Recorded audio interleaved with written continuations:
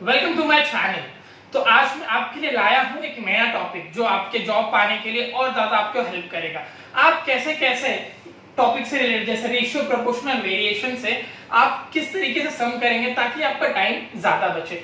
For example आज जो मैं आपको टॉपिक करा रहा हूं रेशियो प्रोपोर्शनल वेरिएशन, मेरा जो पहला लेक्चर जो हो गया था सेशन वो हमारा था रेशियो पे। आज का जो हमारा जो सेशन होने वाला है वो होगा प्रोपोर्शन एंड वेरिएशन। ओके, तो आइए देखते हैं आज हम क्या सीखने वाले हैं नया। जैसे सबसे पहली चीज आज हम बात करते हैं प्रोपोर्शन। अगर आपने मेरा वीडियो नहीं देखा होगा रेशियो वाला तो मैं डिस्क्रिप्शन में अपना लिंक डाल देता हूं, जाके आप पहले वो वीडियो देख लीजिए, तो जाके आपको ये सारी चीजें थोड़ी सी और ज्यादा अच्छी क्लियर हो जाएंगी। तो स्टार्ट करते हैं, बात करते हैं प्रोपोर्शन। अब कोई आपको पूछे सर रेशियो तो पता है कि nothing but a is to b, now what do you mean by proportion? तो एकदम सिंपल से सरल से भाषा में क्या होता है, nothing but comparison of ratios या सेम रेशियोज बोल दीजिए। जब आपको दो अलग अलग रेशियो दिया होगा और आपको कंपैरिजन करना होगा या आपको सेम रेशियो, तो आपको क्या करना, कंपैरिजन करना है रेशियो के बारे में। जैसे मैं आपको बोल रहा हूं a is to b, आपका ऐसे साइन भी होगी c is to d।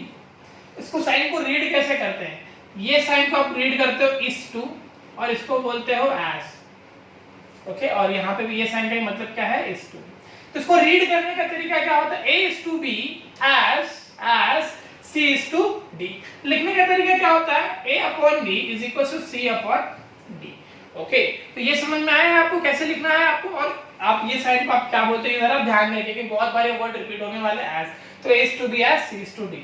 Okay, तो आज का जो हम जो सम्स लेने वाले हैं वो मैं आपको छोटे छोटे पहले कॉन्सेप्ट क्लियर करूंगा, क्योंकि अगर आपको कॉन्सेप्ट पता होंगे तभी तो आप सम करना सीख पाएंगे। इस कॉन्सेप्ट आते हैं हम क्या क्या किसको बोलते हैं। जैसे अगर मैंने बोला आपको a is to b as c is to d में हमारे ये जो बाहर के टर्म्स है लास्ट टर्म्स a और d एक्सट्रीम है, एकदम लास्ट में है, तो हम a और d को यहाँ पे क्या बोलने वाले, हम बोलते हैं एक्सट्रीम्स। क्या बोलते हैं हम, एक्सट्रीम्स। जो बच्चे हिंदी मीडियम से और वो देख रहे हैं एक्सट्रीम मतलब एकदम बाहरी, बाहरी मतलब समझ में आया, ये बाहर है एकदम और इस साइड में कौन बाहर है, ये दोनों एंड एकदम बाहर है, तो इसमें क्या बोलते हैं एक्सट्रीम्स। और ये जो अंदर टर्म बीच में है ना, क्या है ये बीच में, फिर हम लोग उसको क्या बोलेंगे, मीन्स बोलेंगे। क्या बोलेंगे, मीन्स। समझ में आया आपको? तो देखिए a is to b को हम बोलेंगे एक्सट्रीम और b और c को हम क्या बोलेंगे, मीन्स बोलेंगे। कभी भी अगर आपको दिया है अगर दो रेशियो प्रोपोर्शन में है तो इसका मतलब क्या है, if two ratios are in proportion. अगर आपको ऑलरेडी बोला है कि सर प्रोपोर्शन में ऑलरेडी है मतलब a is to b is equal to c is to d, मैंने यही फॉर्मेट पे लिखा है, कुछ ज्यादा मैंने चेंजेस नहीं किया। a is to b equal to c is to d। हम अगर ऑलरेडी बोला है कि सर प्रोपोर्शन में है तो मैं क्या लिख सकता हूं, AD is equals to BC। मतलब इसको हम और कैसे रीड कर सकते हैं, इसको रीड करने का तरीका क्या होता है, प्रोडक्ट ऑफ, ये एक्सट्रीम था ना A और D एक्सट्रीम बाहरी था, बाहरी, तो इसको क्या है प्रोडक्ट ऑफ एक्सट्रीम्स। और ये आपका क्या था, बीच वाला था, तो इसको हम क्या बोलेंगे, प्रोडक्ट ऑफ मीन्स। ये कब आप कर सकते हो, जब आपको बोला रहेगा कि दिए गए रेशियोज ऑलरेडी क्या है, प्रोपोर्शन में है, तब आप ये स्टेटमेंट लिख सकते हो। प्रोपोर्शन आपको सीखने से पहले कुछ रूल होते हैं जो आपको देखना चाहिए। तो अब हम बात करते हैं रूल की, तो इसके अंदर आपको छोटे छोटे रूल्स मैं आपको बताऊंगा, वो सिर्फ आपको याद करना है। जैसे अभी एग्जांपल समझ लीजिए मैं क्या बोल रहा हूँ, a is to b is equal to c is to d। ये मेरा कोई तो एक प्रोपोर्शन मैंने लिया है रेशियो, दो रेशियोज। अब मैं बात करता हूँ रूल्स की। पहला रूल हम लोग बहुत सारे लोगों ने सीखा होगा बचपन से, इन्वर्ट एंडो। सिर्फ हम लोग थोड़े से कॉन्सेप्ट्स और अच्छे कर रहे हैं। इन्वर्ट एंडो मतलब सबको पता है ना, उल्टा। इन्वर्ट करना मतलब उल्टा करना, मतलब क्या करेंगे, इसको उल्टा करेंगे, तो ये b कहां जाएगा, ऊपर, और a आएगा नीचे, और d is to c। आया समझ में? दूसरी चीज अल्टरनेंडो। अब अल्टरनेंडो का मतलब क्या, एकदम सिंपल सा बेसिक फॉर्मूला।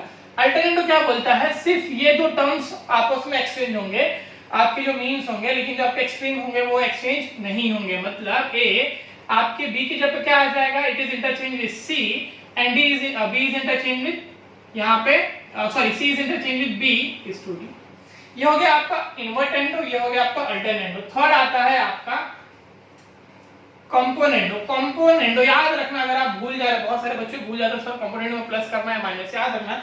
कंपाउंड, आप याद कैसे कर सकते हो, कंपाउंड, तो कंपाउंड में से क्या ऐड होता है ना कभी भी, तो कॉम्पो, तो याद रख देगा कॉम्पो मतलब कंपाउंड, मतलब क्या करना पड़ेगा, ऐड करना पड़ेगा। मतलब क्या, a प्लस, याद रखना ओरिजिनल आपका यही है, तो मैं ओरिजिनल से बता रहा हूं, a upon b a plus B upon B is equal to C plus D upon B.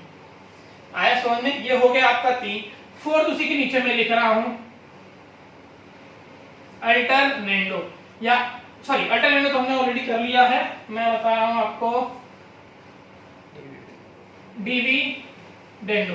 अब डिविडेंडो याद रखना, divide, divide always stand for क्या? माइनस। तो क्या करोगे आप, पहला आपका जो न्यूमरेटर उसको डिनोमिनेटर से माइनस करोगे, मतलब a minus B upon B is equals to, ये जो आपका न्यूमरेटर है डिनोमिनेटर माइनस करो उसमें, तो c minus D upon B. आया ये चीज समझ में? फिर आपका जो सबसे इंपॉर्टेंट स्टेप जो आपको हर जगह काम, आपको ज्यादातर क्या काम आएगा, आपको ये याद रखना पड़ जाएगा, या तो आप नेक्स्ट याद कर लेना आप, ये सबसे ज्यादा एमपी है, बहुत ज्यादा है, इसको भूलना नहीं है आपको, कंपोनेंडो और डिविडेंडो, आपको एक ही साथ दोनों करना रहेगा। कंपोनेंडो डिविडेंडो का सिंपल फंडा क्या है, आपको प्लस भी करना है और माइनस भी करना। अब बहुत सारे बच्चे कंफ्यूज करके क्या करते थे, a प्लस बी और b माइनस से। याद रखना पहले आपको न्यूमरेटर लिखना है, ऊपर और नीचे याद रखना, कैसे करना बता रहा हूं। न्यूमरेटर पहले आप ऊपर लिख दो a न्यूमरेटर लिखा आपने, इस साइड भी वही कर दो c, डिनोमिनेटर बाद में लिख दो b b d d।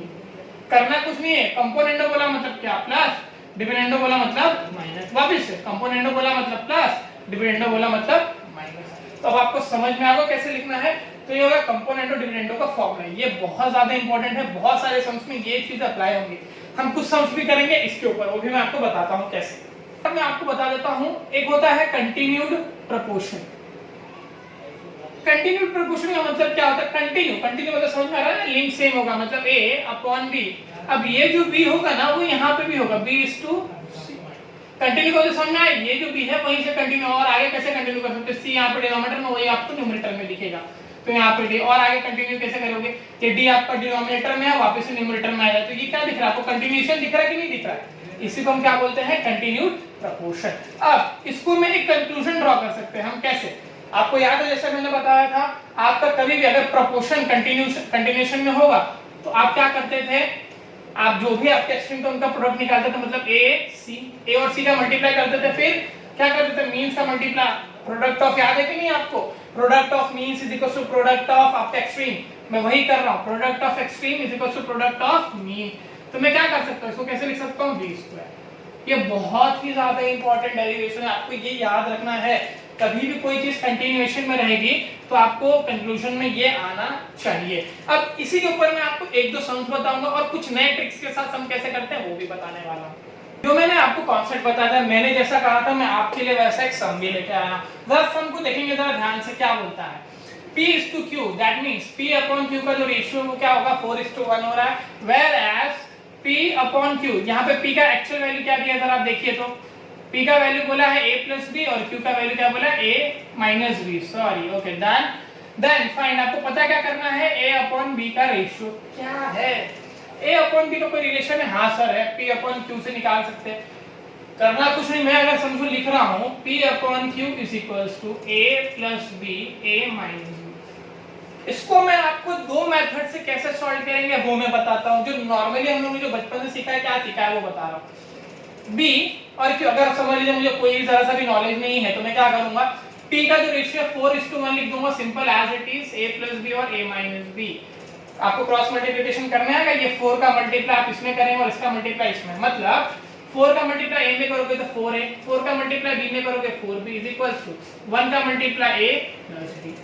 करना कुछ नहीं है, सारा a एक साइड और सारा b एक साइड, क्योंकि आपको a और b अलग करना है, तो 4a यहाँ पे प्लस है ना, यहाँ पे क्या होगा माइनस a b, यहाँ पे माइनस, यहाँ पे आ जाएगा तो प्लस b, तो ये कितना हो जाएगा आपका 3a is equals to 5b। करना क्या था आपको, a is to b का रेशियो है ना, तो a के नीचे b लाओ, a upon b is equals to 5, यहीं पे रहेगा ना 5 अपने 3 वहां पे जाएगा, तो आंसर क्या है 5/। ये हो गया आपका फर्स्ट मेथड। तो हम लोग बात करते हैं हमारा सेकंड मेथड कैसा होता है।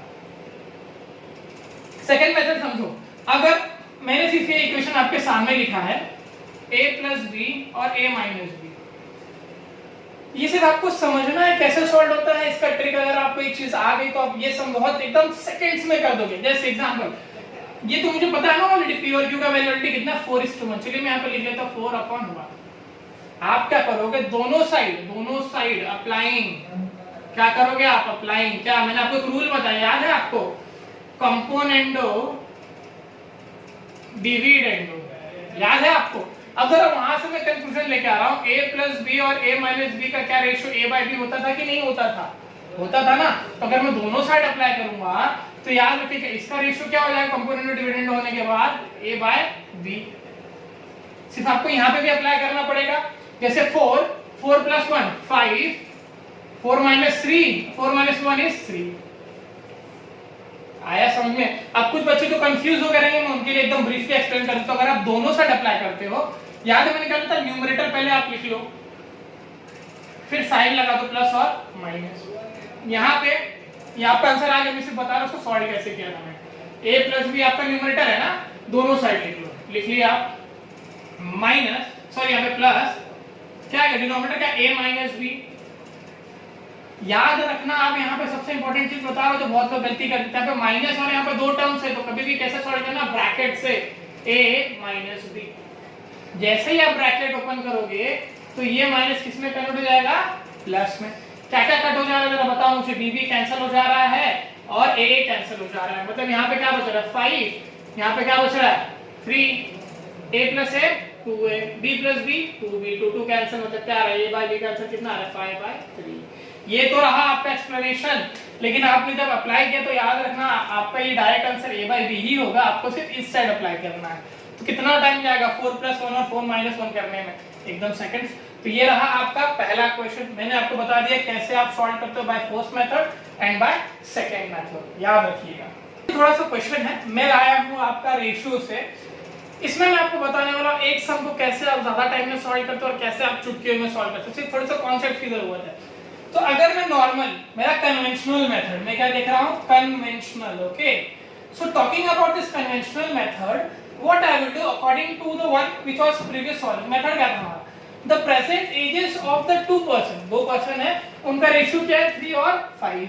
ओके, सबसे पहली चीज दो पर्सन की एज है तो दोनों लेवल होंगे। लेट, मैं अज्यूम कर लेता हूं, लेट एज का प्रेजेंट एज b, क्या लेट करूंगा मैं? x। सिमिलरली लेट b का प्रेजेंट एज b y। आया समझ?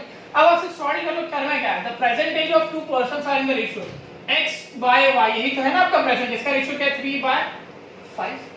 5 ईयर हेंस, हेंस मैंने आपको ये चीज बताई थी, अगर हेंस आएगा तो आपको क्या करना है? वर्ड से याद रखिएगा। हेंस आएगा तो ऐड करना है, अब वो आएगा तो माइनस करना है। हेंस बोला मतलब 5 इयर्स हेंस। हेंस मतलब क्या? ऐड, मतलब यही x में क्या हो जाएगा? 5 ऐड होगा, यहाँ पे भी 5 ऐड हो जाएगा। तो याद रखिएगा ये अगर आप यहाँ पे करो तो आपको यहाँ पे भी करना पड़ेगा। तो 3 प्लस 5 8 हो जाएगा, 5 प्लस 5 कितना हो जाएगा? 10। ऐसा होगा क्या? नहीं, क्या बोला है? 5 and the ratios of the age, कितना हो जाएगा उनका एज? 2:3। पहले आप देखिएगा दिया क्या हुआ, फिर आपको सॉर्ट आउट करना है। अब अगर आप यहाँ से सॉर्ट आउट करेंगे आपको क्या पता चलता है? यहाँ से मैं क्या कंक्लूजन ड्रा करूंगा कि 5x = 3y, ये ना 5 यहाँ पे गया तो 5x, 3 गया यहाँ पे तो 3y बराबर। अब यहाँ पे देखते हैं 3x में मल्टीप्लिकेशन करते जा रहा हूँ। 3x प्लस 3 का मल्टीप्लाई 5 में 15, 2 का मल्टीप्लाई y में 2y प्लस 2 5 10। आया समझ में? अब इसका आंसर क्या आएगा? 3x, 2y इधर लाओ, प्लस इधर आएगा तो माइनस, क्या इधर प्लस उधर जाएगा तो माइनस, तो प्लस 10 माइनस 15। आंसर तो हमेशा माइनस ही, but sign of the greater number क्या? -5। सॉल्व करने के दो तरीके हैं, या तो आप इसको सब्स्टिट्यूशन से कर सकते हो या आप साइमल्टेनियसली इक्वेशन से। तो मैं क्या कर रहा हूं? x का वैल्यू क्या निकाल रहा हूं? 3/5 ऑफ y। क्या मैं यहां पे x का वैल्यू सब्स्टिट्यूट कर सकता हूं? क्या? ट्राई करते हैं। 3 इनटू x का वैल्यू क्या था मेरा? 3/5 - 2y = -5, राइट? करना क्या है मुझे? 3 3 9, 3 5 इससे मल्टीप्लाई तो होगा नहीं तो 5 -2। याद रखना यहाँ पे y भी है, भूलना नहीं है आपको, यहाँ पे y भी है। तो ये y लिख दिया मैंने इक्वल्स टू -5। क्या कर सकते हैं आप? इसका मल्टीप्लाई क्रॉस मल्टीप्लिकेशन करेंगे 3 टाइम्स तो 9y - 5 2 10y अपॉन 5। ये 5 यहाँ पे डिनोमिनेटर में, वहां पे क्या हो जाएगा? मल्टीप्लिकेशन में तो -25। तो यहाँ पे याद रखिएगा plus minus minus sign of the greater number minus Y equals to minus 25 cancelled, y का वैल्यू कितना आया आपको 25। अब अगर y का वैल्यू 25 है, ये रेशियो याद है ना आपको पहला वाला, या जो आपने वैल्यू सब्स्टिट्यूट की थी, सब्स्टिट्यूट कर रहा हूं मैं बस वैल्यू, y का वैल्यू कितना रखा मैंने यहाँ पे 25, 5 on the 5 3 मतलब x का वैल्यू कितना आ गया 15, राइट। इतना सॉल्व किया यार, इतना ज्यादा। अब इसको शॉर्टकट में कैसे करोगे आप, मैं वो आपको बता देता हूं। यहाँ पे याद रखना आपको आंसर क्या था, यंगेस्ट एज का कितना आया था 15 इयर्स, में यहाँ पे लिख के रख देता हूं, आपको काम आएगा, ठीक है। अब इसको कैसे हम शॉर्टकट अपने ट्रिक से करेंगे, से कॉन्सेप्ट समझना है आपको। देखो मैंने क्या किया, ए लिखा बी लिखा, दो एज थे मुझे नहीं पता ए और बी, दोनों का मैंने प्रेजेंट एज लिखा है। क्या लिखा है, प्रेजेंट एज। प्रेजेंट एज का ए का रेशियो होगा 3 और बी का कितना हो गया 5 ईयर है, मतलब 5 साल बाद रेशियो कितना हो जाएगा उनका 2 और 3, ये कितना हो गया समझो। अगर मैं ये 2020 में इतनी एज है तो आज के 5 साल बाद मतलब 2025 में मैं बात करूंगा तो उनकी एज ये हो रही है। अगर आप देखेंगे तो समझ में आएगा।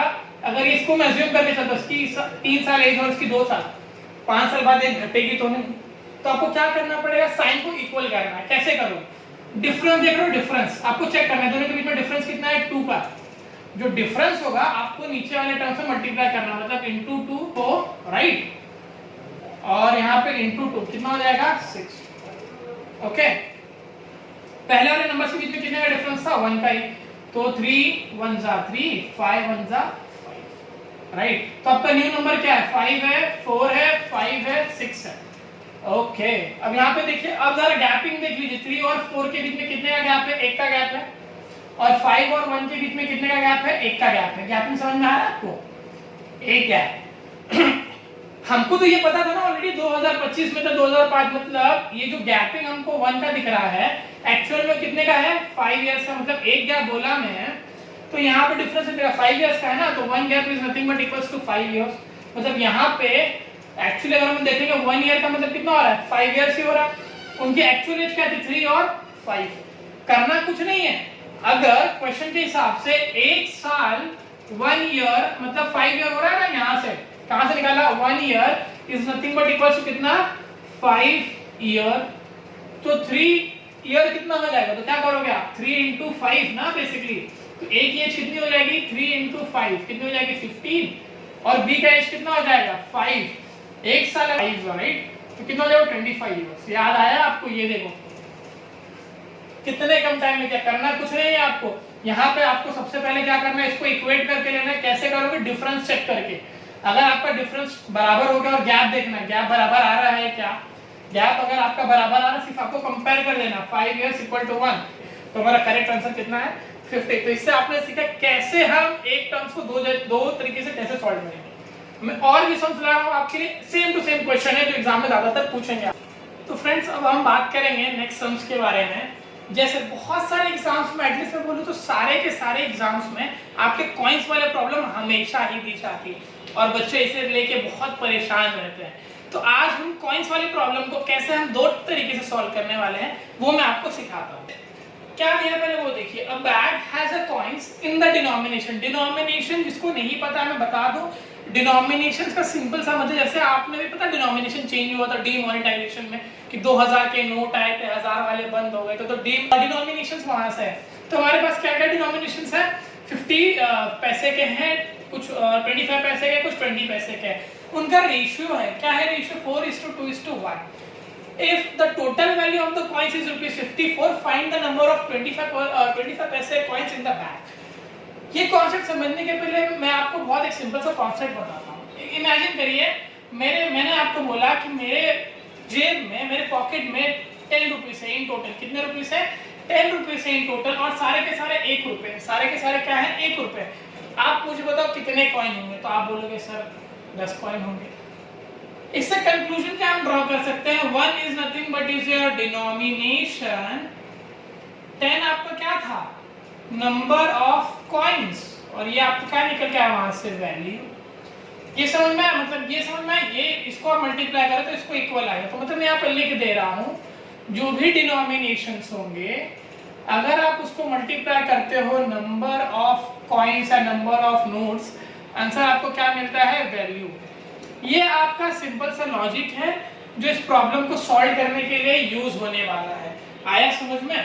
तो अभी एक इसमें मुझे एक चीज बताइए आप, क्या मुझे 50 पैसे के कितने डिनोमिनेशन मुझे पता है क्या? नहीं पता। मुझे क्या पता? रेशियो पता है। तो मैं सिर्फ ऐसा लिख रहा हूं, नंबर ऑफ 50 पैसे कॉइन्स। 50 पैसे के कितने कॉइन्स मैं बोलूंगा सर? 4। नंबर ऑफ 25 पैसे कॉइन्स, तो कितने होंगे मेरे पास? याद रखिएगा आप, यहाँ पे वापस हो जाएगा 2। नंबर ऑफ 20 पैसे कॉइन, कितने हो जाएंगे मेरे पास? 1। ये तो है रेशियो। ये क्या है आपका? रेशियो। तो रेशियो में आप, मेरे प्रीवियस लेक्चर में मैंने बताया था, रेशियो में से कभी भी कोई एक मल्टीपल होता है जो हम निकाल देते हैं। अज्यूम करके चलता हूं मुझे या आपको वो नहीं पता, उसका जो मल्टीपल है नहीं पता, तो मैं अज्यूम करके चलता हूं कि चलो सब में से क्या निकाला होगा? x निकाला होगा। तो आपको पता चल गया नंबर ऑफ 50 पैसे कॉइन कितने होंगे? 4x। नंबर ऑफ 25 पैसे कॉइन कितने हैं? नंबर ऑफ 20 कॉइन कितने? 1x। अब हम बात करते हैं, ये सेम फॉर्मूले से लेके जाना है डिनोमिनेशन। डिनोमिनेशन कितने यहाँ पे? 50 पैसे। एक दिन 25 है, यहाँ पे 20 पैसे। आपको करना क्या है? याद रखना, वैल्यू आपको रुपीस में भी है, तो इसको भी आपको किसमें कन्वर्ट करना पड़ेगा? रुपीस में। तो 50 है यहाँ पे पैसे में, रुपीस में कन्वर्ट करोगे तो क्या करना पड़ेगा? Divide by 100। ये तो हो गया आपका डिनोमिनेशन। किससे मल्टीप्लाई करोगे? Number of coin. तो नंबर ऑफ कॉइन कितने थे इसके? 4x बराबर है प्लस, बात है 25 पैसे। तो 25 पैसे है ना, उसको रुपीस में कन्वर्ट करो, किससे मल्टीप्लाई करोगे? 100 से। ऐसे कितने थे नंबर ऑफ कॉइन्स? टोटल कितने कॉइन्स आपके पास? मैंने यहाँ पे लिख के दे दिया आपको, ये 2x। सिमिलरली 20 पैसे हैं, 20 पैसे तो डिनोमिनेशन है ना मेरा, पैसे हैं, रुपीस में कन्वर्ट कर रहा हूँ, इसीलिए क्या लिख रहा हूँ? 100। नंबर ऑफ कॉइन्स कितने? x इंटू x, और टोटल कितने होंगे? 54 रुपए। सब बहुत अच्छे को क्वेश्चन सर यहाँ पे 100 क्यों किए? याद रखना, ये आपका रुपीस में है, तो मैंने इन पैसे को रुपीस में कन्वर्ट करने के लिए मैंने किससे डिवाइड कर दिया? 100 से। एक चीज मैं और आपको बता दूं, आपको क्या करना है? सिंप्लीफिकेशन नहीं करना है, बिकॉज सिंप्लीफिकेशन करोगे आंसर आपका कटेगा नहीं, लास्ट में 1/8 आएगा। सिंपल से क्या कर दो, डिनोमिनेटर सबका 100 है, डिनोमिनेटर कॉमन है, एक साथ मैंने ले लिया 100। 50 into 4 करोगे, आप बोलोगे सर 200x आएगा। 25 into 2 बोलोगे सर 50x। 20 into x कितना आ जाएगा आपका? 20x, और टोटल आंसर कितना का? 54 के बराबर। राइट, तो अभी आप ऐड कर दो, 20 प्लस 50 करोगे 250, 250 प्लस 20 करोगे 270। तो यहाँ पे मैं लिख दे रहा हूँ कितना आ रहा है आपका? 270x upon 100 is equal to 54। ये और ये कैंसिल आउट हो जाएगा। 27 1 जा 27 2 जा। ओहो, मल्टीपल दिख रहा है कि नहीं दिख रहा है आपको? 27 का यहाँ पे 1 है, यहाँ पे 2 है। अब x का वैल्यू यहाँ पे 10 डिवाइड में वहां पे जाए तो क्या हो जाएगा? मल्टीप्लाई, आंसर कितना आ जाएगा? 20। ये तो रही मल्टीपल है, आपका याद रखिएगा, जोश में होश नहीं खोना। ये क्या है आपका? मल्टीपल है। अभी भी आपको कॉइन्स नहीं पता था, आपको पता है ना? तो 25 पैसे के कितने कॉइन है, तो क्या पता था? 2x है। क्या है? नंबर ऑफ 25 पैसे कॉइन कितने थे? 2x। तो 2 into 2 20 ना, x का वैल्यू आपने निकाल लिया 20, तो आंसर कितना का? 40।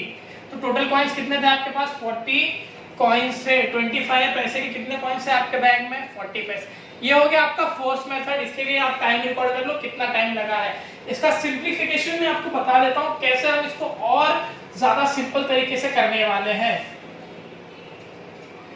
ये लिख लीजिएगा आप कहीं पे, उसके बाद मैं रफ कर देता हूं। याद रखिए मेरा आंसर कितना है, मैं यहाँ पे लिख दे रहा हूँ, my answer was around 40, right?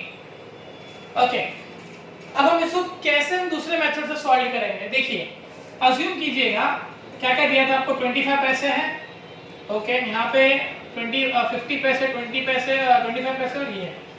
अब मुझे आप बताइए क्या बोला? रेशियो यही है ना, तो ये है इसका 4, ये है इसका 2, इसका 1। मैं रेशियो नहीं ले रहा हूँ, अज्यूम करके ही चल दो कि भाई मेरे पास कितने कॉइन है? 50 का। अगर आप अज्यूम कर रेशियोज में थे, मतलब एक कॉमन फैक्टर क्या निकाला होगा? x। तो मैं x यहाँ पर रखूंगा, बाद में मल्टीप्लाई करूंगा। सिर्फ अभी क्या समझना है आपको? 20, अब समझ लो ना कि मेरे पास 50 पैसे के कितने कॉइन से? 4। कितने कॉइन से? बेसिकली 4। तो आप समझ लो 8 में अगर 4 बार रहेंगे, 8 में 1 रुपए, 8 में 1 रुपए, तो आप बोलोगे सर टोटल कितने रुपए हो गए? उनका वैल्यू पूछूंगा तो आप बोलोगे सर टोटल वैल्यू कितनी आ रही है? 2 रुपए के बराबर आ रही है। 70 के अगर आपको 2 कॉइन होंगे, 25 पैसे के अगर आपको 2 कॉइन पकड़ा दिया, आप बोलोगे सर ये तो टोटल मिला के 50 पैसे, रुपीस में कन्वर्ट करने बोलूंगा तो आप बोलोगे सर 0.5 पैसे।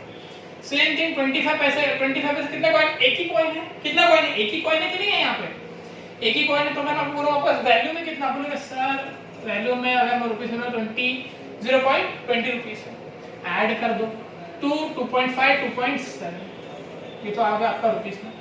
अब एक चीज याद रखना, ये सब में से कोई ना कोई कॉमन फैक्टर तो जरूर निकाला होगा x, मैं मल्टीप्लाई करूंगा बाद में और वही x तो आपको इसमें भी मल्टीप्लाई हो जाएगा ना, सिंपल है ना।